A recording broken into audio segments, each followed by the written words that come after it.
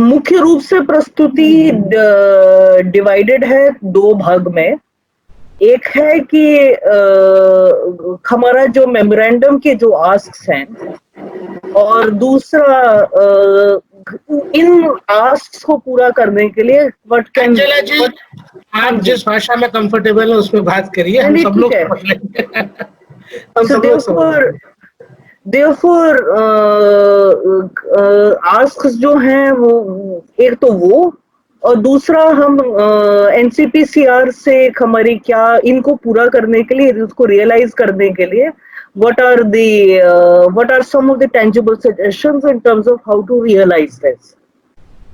So therefore पहले 4 हिस्सों में है, 3 हिस्सों, मुख्य रूप से 3 या 4 हिस्सों में है। पहला है हिस्सा of demands which are related to right to health and nutrition of children, which is smooth implementation of the of the notification of home delivery of midday meal, क्योंकि अभी भी कई घरों में मध्याह्न भोजन का जो खाना है वो नहीं आ पा रहा है, या तो रियल इम्प्लीमेंटेशन बॉटलनेक्स की वजह से, या क्योंकि जो निर्णय हुआ है कि पैसा ही बच्चों के खाते में आएगा, therefore by default given supply chains are disrupted, there are issues there. स्वास्थ्य का मसला है से जुड़ा हुआ है रैपिड टेस्टिंग का, जो जरूर बहुत अच्छा कदम उठाया है सरकार ने कि कम से कम गरीब परिवारों के लिए निःशुल्क टेस्टिंग किया है, परंतु मध्यम वर्ग और लोअर मध्यम वर्ग जो सरकारी इंश्योरेंस के बेनिफिट के कवरेज में नहीं है, उनके लिए अभी भी 4,500 इंटू 4 घर का परिवार, 4 जनों का परिवार अभी भी महंगा है। और जैसे हम सुनते आ रहे हैं कि फ्रंटलाइन हेल्थ वर्कर्स के लिए पीपीईज की कमी है, जिससे परंतु साथ ही साथ जो नीचे जो जिसका जिक्र है कि हेल्थ सर्विसेज डिसरप्टेड हैं, जिसमें विशेषतः बच्चे का जो antenatal care, postnatal care, medication, essential medicine का सप्लाई डिसरप्टेड है, जो यदि इंटरवेंशन हो सके तो अच्छा है। गरीब परिवारों से के बच्चों के ऊपर गरीबी का असर पड़ता है, therefore it's good that there are cash transfers under the प्रधानमंत्री गरीब कल्याण योजना, परंतु शायद बेहतर होता यदि वो मिनिमम वेज के लेवल तक का होता। माइग्रेंट बच्चे जब अब परिवार अब वापस घर लौट रहे हैं, तो यदि उनको इमीडिएटली जो नियरेस्ट स्कूल है उसके साथ उसका लिंकेज बैठा सके तो बेहतर,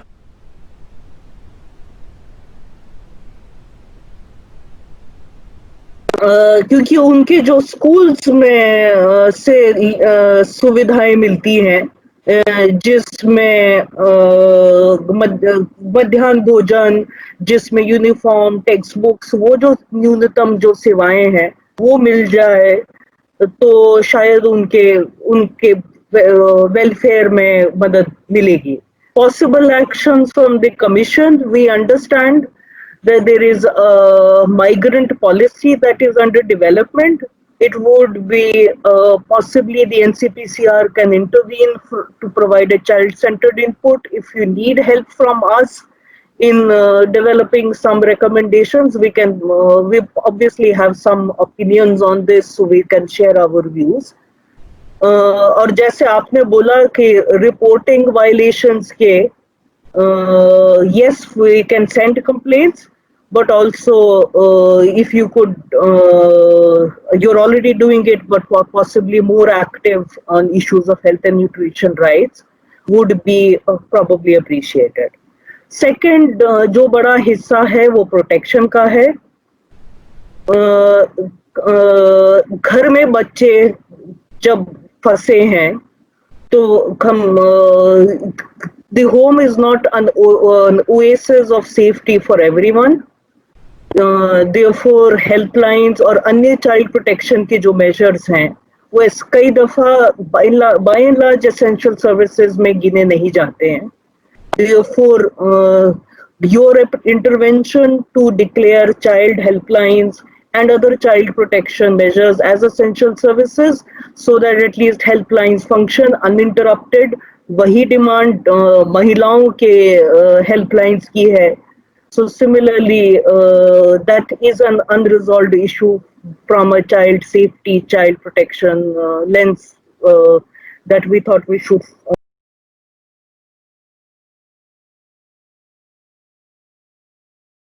की भूमिका कुछ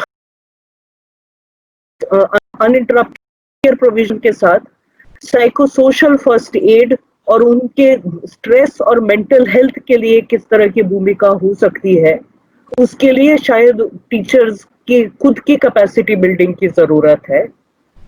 शेल्टर होम्स और माइग्रेशन रूट्स पे बच्चों के सेफ्टी के सवाल उठ रहे हैं, उनके ऊपर शायद कुछ करने की जरूरत है. Since it's now almost 2 months of school closure, the urgent mechanism to track enrolled children and identify those who might drop out, जिनके child marriage की संभावना हो रही है, जिनके trafficking की संभावना है, all those instances there needs to be a mechanism for at the community level, SMCs, CPCs, CWCs, जो भी माध्यम अपनाए जाएं. चाइल्ड लेबर पे तो चर्चा हो ही चुकी है.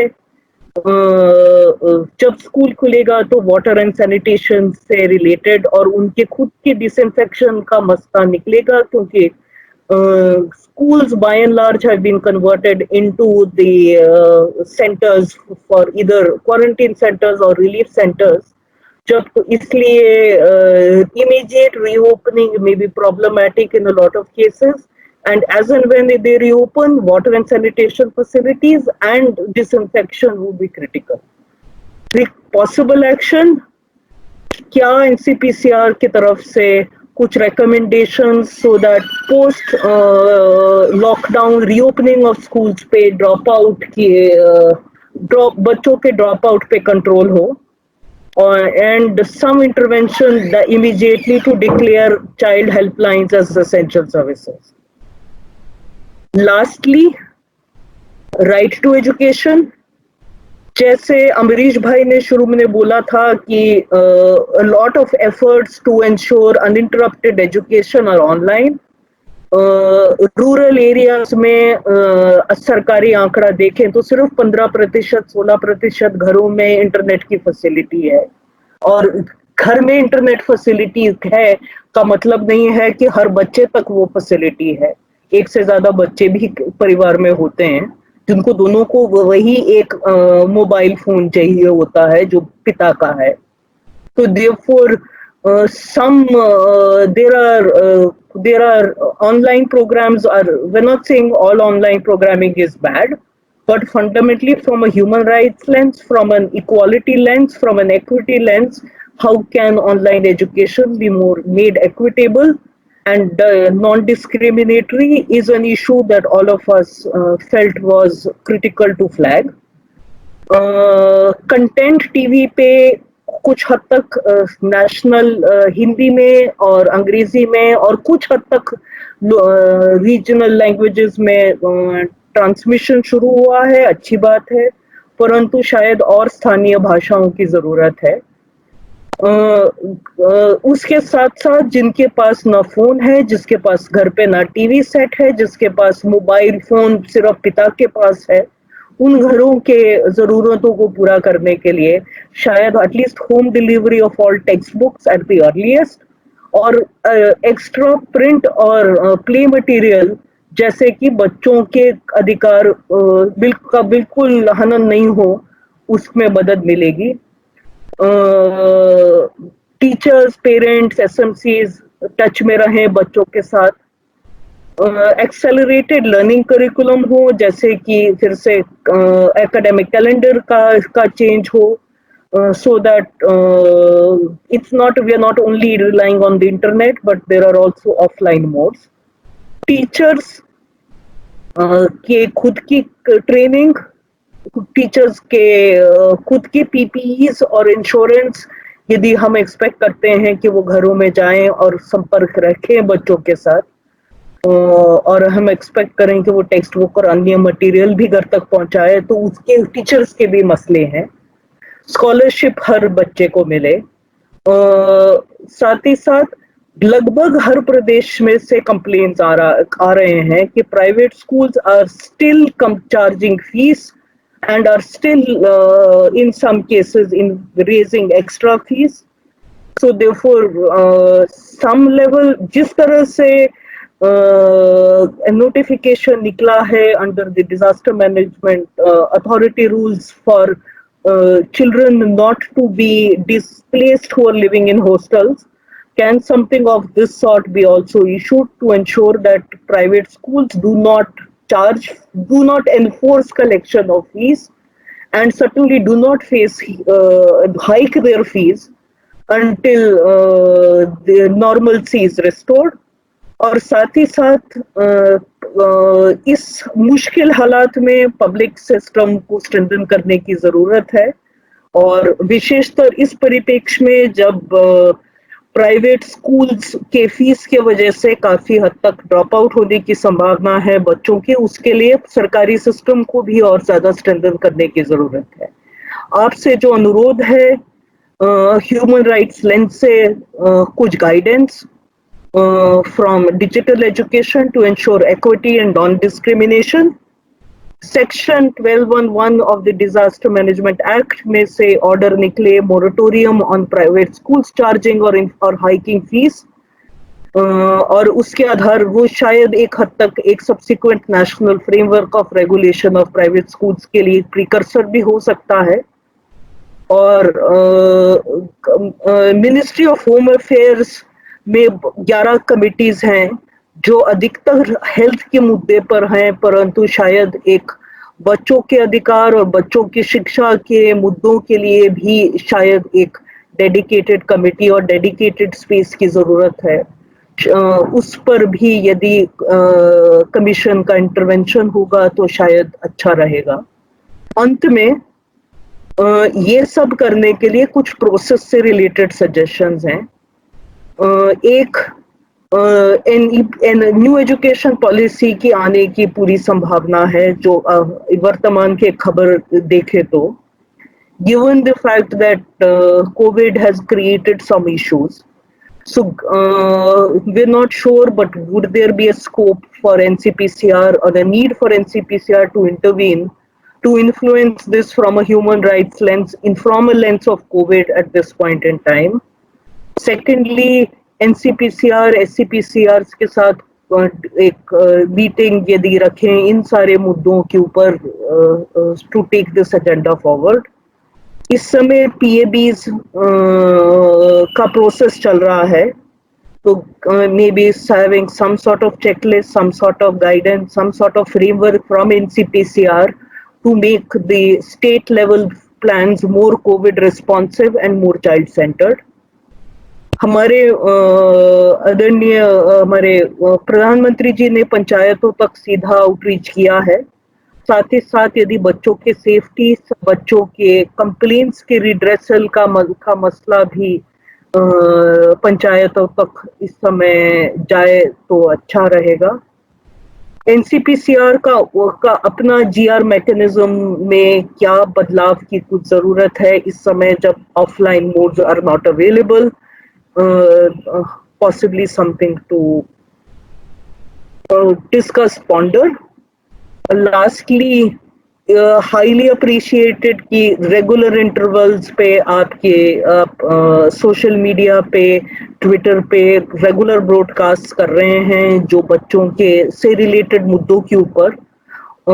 सुझाव थोड़ा एक आया था कि बच्चे खुद यदि उन प्रक्रियाओं में और ज्यादा एक्टिवली शामिल हो सके और बच्चों के अधिकारों के जो मुद्दे हैं वो भी उसमें ज्यादा, विशेषकर जो इस परिप्रेक्ष्य में रोजी रोटी, right to health, right to education, right to protection से रिलेटेड, वो भी उसमें शामिल हों तो शायद और ज्यादा वाइडन फ्रेमवर्क को वाइडन करेंगे तो शायद और ज्यादा ट्रैक्शन मिल सकती है। But it's really appreciated that's one of the bodies that's reaching out regularly on very regular intervals to people in these difficult days. धन्यवाद। Okay. Okay. Thank you, Anjana. It's a very comprehensive presentation, and thank you for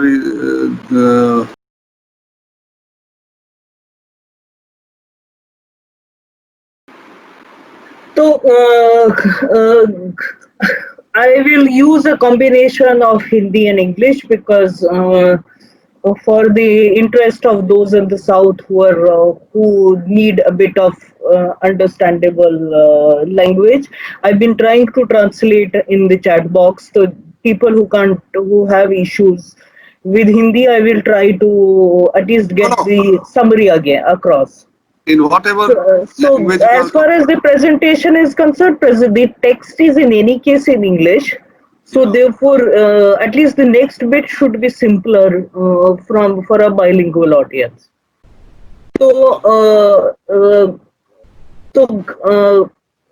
मुख्य रूप से प्रस्तुति divided है दो भाग में. एक है कि हमारा जो मेमोरेंडम के जो आस्क्स हैं और दूसरा इन आस्क्स को पूरा करने के लिए व्हाट कैन अंजला जी आप जिस भाषा में कंफर्टेबल है उसमें बात करिए, हम सब लोग समझ लेंगे. हम सब लोग समझ. Therefore, आस्क्स जो हैं वो एक तो वो और दूसरा हम एनसीपीसीआर से हमारी क्या इनको पूरा करने के लिए उसको रियलाइज करने के लिए what are some of the tangible suggestions in terms of how to realize this. So therefore पहले 4 हिस्सों में है, 3 हिस्सों मुख्य रूप से 3 या 4 हिस्सों में है. पहला है हिस्सा of demands which are related to right to health and nutrition of children, which is smooth implementation of the of the notification of home delivery of midday meal. क्योंकि अभी भी कई घरों में मध्याह्न भोजन का जो खाना है वो नहीं आ पा रहा है, या तो रियल इम्प्लीमेंटेशन बॉटलनेक्स की वजह से या क्योंकि जो निर्णय हुआ है कि पैसा ही बच्चों के खाते में आएगा. Therefore, by default, given supply chains are disrupted, there are issues there.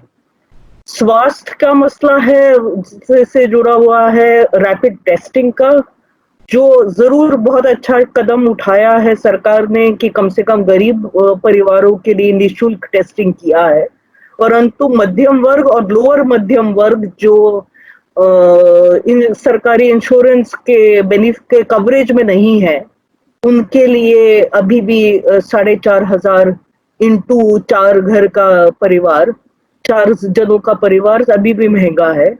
और जैसे हम सुनते आ रहे हैं कि फ्रंटलाइन हेल्थ वर्कर्स के लिए पीपीईज की कमी है, जिससे परंतु साथ ही साथ जो नीचे जिसका जिक्र है कि हेल्थ सर्विसेज डिसरप्टेड हैं, जिसमें विशेषतः बच्चे का जो antenatal care, postnatal care, medication, essential medicine का सप्लाई डिसरप्टेड है, जो यदि इंटरवेंशन हो सके तो अच्छा है.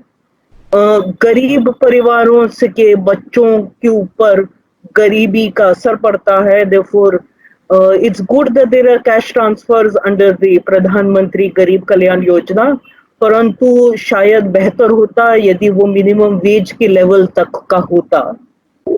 माइग्रेंट बच्चे जब अब परिवार अब वापस घर लौट रहे हैं, तो यदि उनको इमीडिएटली जो नियरेस्ट स्कूल है उसके साथ उसका लिंकेज बैठा सके तो बेहतर.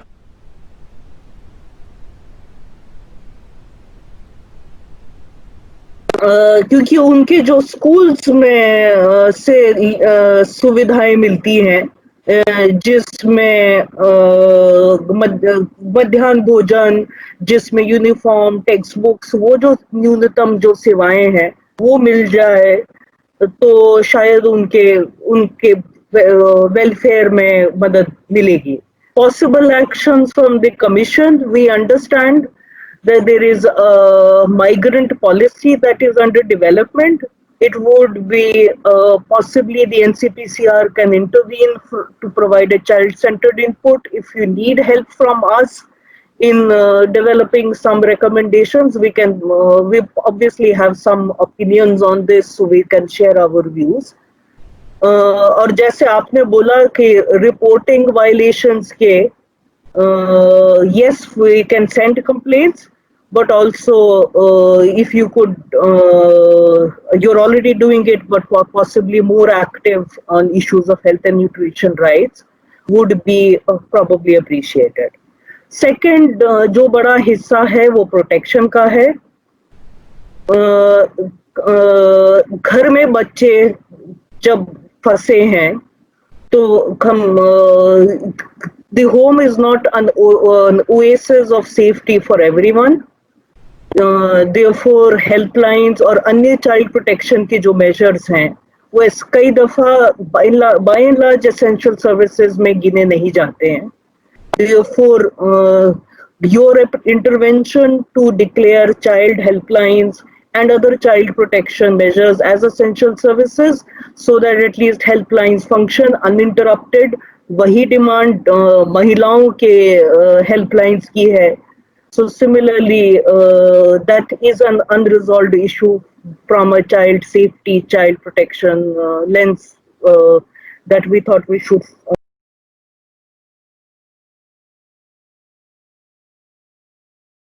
की भूमिका कुछ अनइंटरप्टेड केयर प्रोविजन के साथ साइकोसोशल फर्स्ट एड और उनके स्ट्रेस और मेंटल हेल्थ के लिए किस तरह की भूमिका हो सकती है, उसके लिए शायद टीचर्स की खुद की कैपेसिटी बिल्डिंग की जरूरत है. शेल्टर होम्स और माइग्रेशन रूट्स पे बच्चों के सेफ्टी के सवाल उठ रहे हैं, उनके ऊपर शायद कुछ करने की जरूरत है. Since it's now almost 2 months of school closure, the urgent mechanism to track enrolled children and identify those who might drop out, जिनके child marriage की संभावना हो रही है, जिनके trafficking की संभावना है, all those instances there needs to be a mechanism for at the community level, SMCs, CPCs, CWCs, जो भी माध्यम अपनाए जाएं. चाइल्ड लेबर पे तो चर्चा हो ही चुकी है.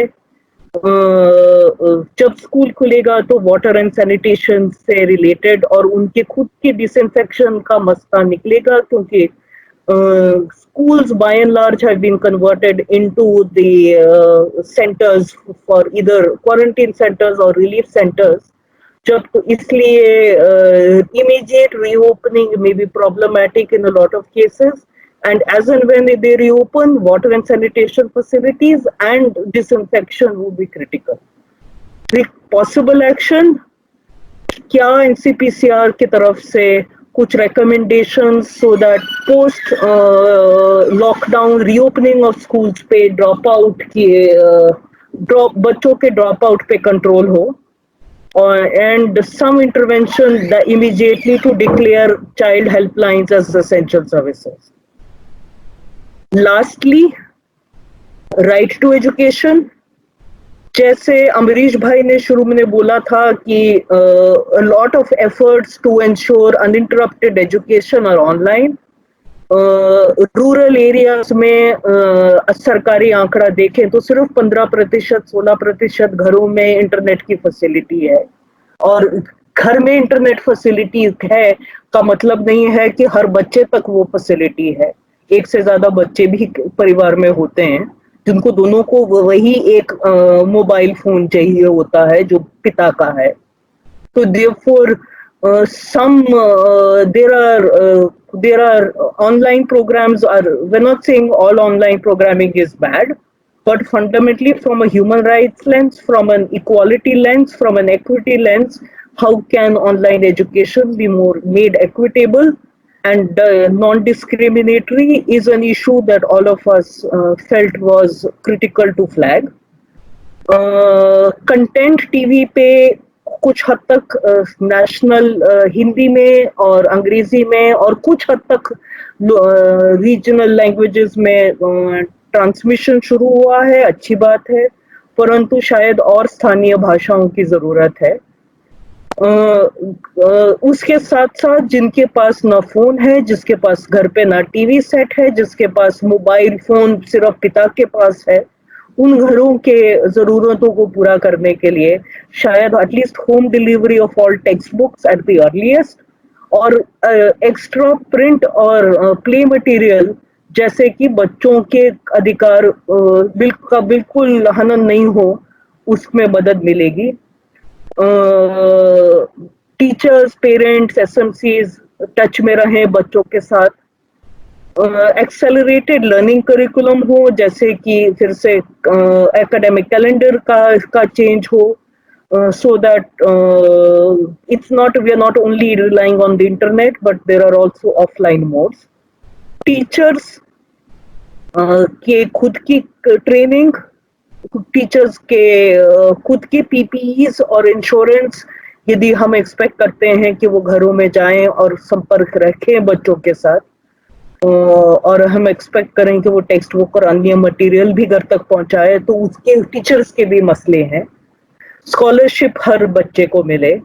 साथ ही साथ लगभग हर प्रदेश में से कंप्लेंट्स आ रहे हैं कि private schools are still charging fees and are still in some cases in raising extra fees. So therefore some level, जिस तरह से notification निकला है under the disaster management authority rules for children not to be displaced who are living in hostels, can something of this sort be also issued to ensure that private schools do not enforce collection of fees, and certainly do not hike their fees until the normalcy is restored. और साथ ही साथ इस मुश्किल हालात में public system को strengthen करने की जरूरत है, और विशेषतर इस परिप्रेक्ष्य में जब प्राइवेट स्कूल्स के फीस के वजह से काफी हद तक ड्रॉप आउट होने की संभावना है बच्चों की, उसके लिए सरकारी सिस्टम को भी और ज्यादा स्ट्रेंथन करने की जरूरत है। आपसे जो अनुरोध है, ह्यूमन राइट्स लेंस से कुछ guidance from digital education to ensure equity and non discrimination. Section 12(1) of the Disaster Management Act में से ऑर्डर निकले moratorium on private schools charging और हाइकिंग फीस, और उसके आधार वो शायद एक हद तक एक subsequent national framework of regulation of private schools के लिए प्रिकर्सर भी हो सकता है। और मिनिस्ट्री ऑफ होम अफेयर्स में 11 कमिटीज हैं जो अधिकतर हेल्थ के मुद्दे पर हैं, परंतु शायद एक बच्चों के अधिकार और बच्चों की शिक्षा के मुद्दों के लिए भी शायद एक डेडिकेटेड कमिटी और डेडिकेटेड स्पेस की जरूरत है। उस पर भी यदि कमीशन का इंटरवेंशन होगा तो शायद अच्छा रहेगा। अंत में ये सब करने के लिए कुछ प्रोसेस से रिलेटेड सजेशंस हैं। एक न्यू एजुकेशन पॉलिसी की आने की पूरी संभावना है, जो वर्तमान के खबर देखे तो, given the fact that COVID has created some issues, so we're not sure, but would there be a scope for NCPCR or a need for NCPCR to intervene to influence this from a human rights lens, from a lens of COVID at this point in time? Secondly, NCPCR, SCPCR के साथ एक meeting यदि रखें इन सारे मुद्दों के ऊपर to take this agenda forward. इस समय PABs का प्रोसेस चल रहा है, तो maybe having some sort of checklist, some sort of guidance, some sort of framework from NCPCR to make the state level plans more COVID responsive and more child centered. हमारे आदरणीय हमारे प्रधानमंत्री जी ने पंचायतों तक सीधा आउटरीच किया है। साथ ही साथ यदि बच्चों के सेफ्टी, बच्चों के कंप्लेंट्स के रिड्रेसल का मसला भी पंचायतों तक इस समय जाए तो अच्छा रहेगा। एनसीपीसीआर का अपना जीआर मैकेनिज्म में क्या बदलाव की कुछ जरूरत है इस समय जब offline modes are not available, possibly something to discuss, ponder. Lastly, highly appreciated कि रेगुलर इंटरवल्स पे आपके सोशल मीडिया पे, ट्विटर पे रेगुलर ब्रॉडकास्ट कर रहे हैं जो बच्चों के से रिलेटेड मुद्दों के ऊपर। सुझाव थोड़ा एक आया था कि बच्चे खुद यदि उन प्रक्रियाओं में और ज्यादा एक्टिवली शामिल हो सके और बच्चों के अधिकारों के जो मुद्दे हैं वो भी उसमें ज्यादा, विशेषकर जो इस परिप्रेक्ष्य में रोजी रोटी, right to health, right to education, right to protection से रिलेटेड वो भी उसमें शामिल हों तो शायद और ज्यादा वाइडन फ्रेमवर्क को वाइडन करेंगे तो शायद और ज्यादा ट्रैक्शन मिल सकती है। But it's really appreciated that's one of the bodies that's reaching out regularly on very regular intervals to people at in these difficult days. धन्यवाद। Okay, thank you, Anjana. It's a very comprehensive presentation, and thank you for